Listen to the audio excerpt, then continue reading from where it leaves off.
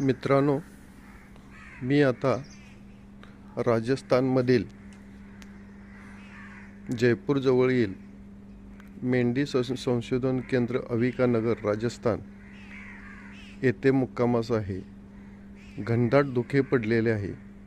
या धुक्यात जवळजवळ आता सकाळी 7:30 पावणे 8 वाजले आहेत, तरीही घनदाट धुक्यामुळे समोरचं काही दिसत नाही.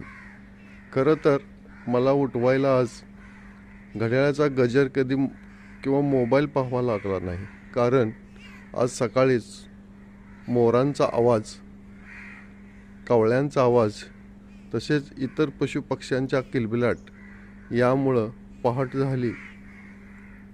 आणि आता हे मोर पहा कसे समोर थव्याने अगदी आमच्या गेस्ट हाऊसच्या जवळ आलेले आहेत. एक कावळे सुद्धा झाडावर बसलेले दिसतात. पशुपक्ष्यांचे वेगवेगळे आवाज आपल्याला ऐकू येतात. बघा किती घनदाट धुके आहे ते.